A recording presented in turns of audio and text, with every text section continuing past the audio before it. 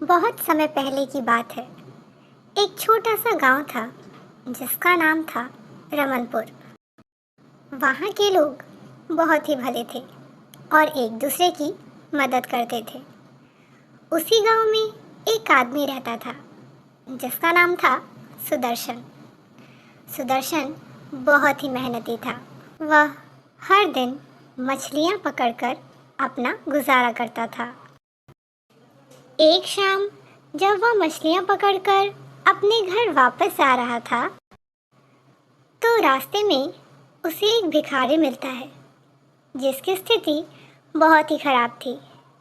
वह सुदर्शन से कहता है कि उसने कई दिनों से कुछ भी नहीं खाया, उसे खाने के लिए कुछ पैसे चाहिए। यह देखकर सुदर्शन को भिखारी पर दया आ जाती है और वह अपने पास से कुछ पैसे निकालकर उस भिखारी को दे देता है। अगले दिन जब सुदर्शन वापस घर आ रहा होता है तो वह भिखारी उसे फिर से रास्ते में मिलता है और खाने के लिए दोबारा पैसे मांगता है।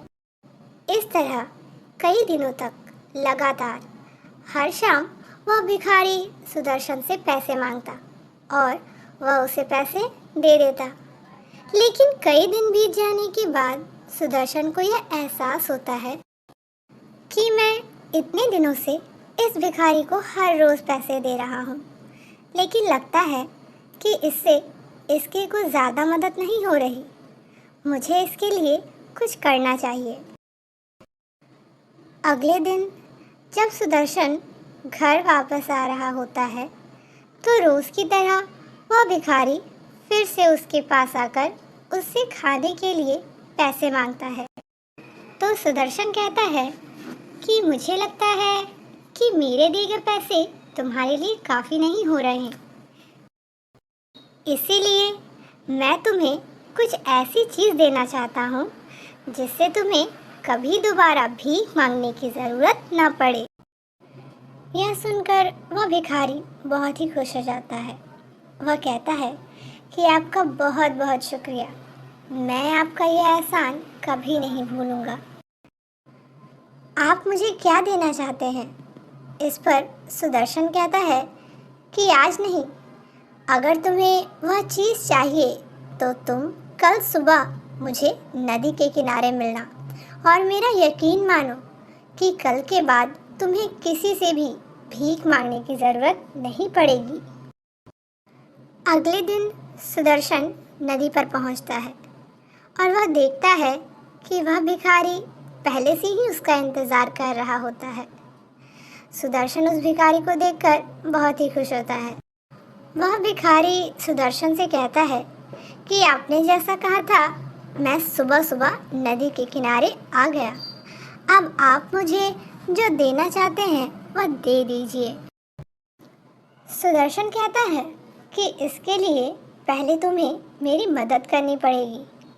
मैं जाल से कुछ मछलियाँ पकड़ना चाहता हूँ। तुम मेरे लिए इस जाल को नदी में डाल दो। भिखारी इसके लिए तैयार हो जाता है, लेकिन उसने आज से पहले कभी भी जाल से मछलियाँ नहीं पकड़ी थी, इसलिए वह पूरा जाल उठाकर नदी में डाल देता है।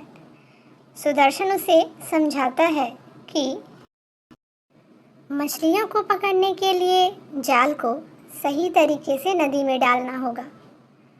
इसके बाद वह भिखारी कई बार जाल को सही तरीके से डालने की कोशिश करता है, लेकिन बार बार विफल हो जाता है। इसके बाद काफ़ी देर कोशिश करने के बाद अंत में जाकर वह सही तरीके से नदी में जाल डालता है। इसके बाद दोनों मछलियों के जाल में फंसने का इंतज़ार करते हैं। थोड़ी देर के बाद बहुत सारी मछलियाँ जाल में फंस जाती हैं। भिखारी और सुदर्शन दोनों मिलकर जाल को नदी से बाहर निकालते हैं। वे दोनों देखते हैं कि जाल में बहुत सारी मछलियाँ फंसी हैं। भिखारी कहता है कि वाह, हम दोनों ने आज कितनी सारी मछलियाँ पकड़ी। यह देखकर तो मैं बहुत खुश हूँ। अब आप मुझे जो इनाम देना चाहते हैं वह जल्दी से दे दीजिए। सुदर्शन कहता है, इनाम तो तुम्हें मिल चुका। यह सुनकर भिखारी कहता है, लेकिन आपने तो मुझे कुछ भी नहीं दिया। सुदर्शन कहता है, आज मैंने तुम्हें मछलियाँ पकड़ने का काम सिखाया है। आज के बाद तुम्हें किसी से भी भीख मांगने की ज़रूरत नहीं है, बल्कि तुम मेरी तरह मछली पकड़कर अपना गुजारा कर सकते हो। यह सुनकर भिखारी बहुत ही खुश होता है और कहता है कि आपका बहुत बहुत शुक्रिया। आज के बाद मुझे किसी के सामने भी हाथ फैलाने की ज़रूरत नहीं होगी। मैं भी मछलियाँ पकड़कर आपकी तरह सम्मान से अपना जीवन जी सकूँगा। हेलो दोस्तों, अगर आपको ये स्टोरी पसंद आई तो इसे लाइक करें और शेयर करें। और हाँ, अगर आप इस चैनल पर पहली बार आ रहे हैं तो इसे सब्सक्राइब करना ना भूलें।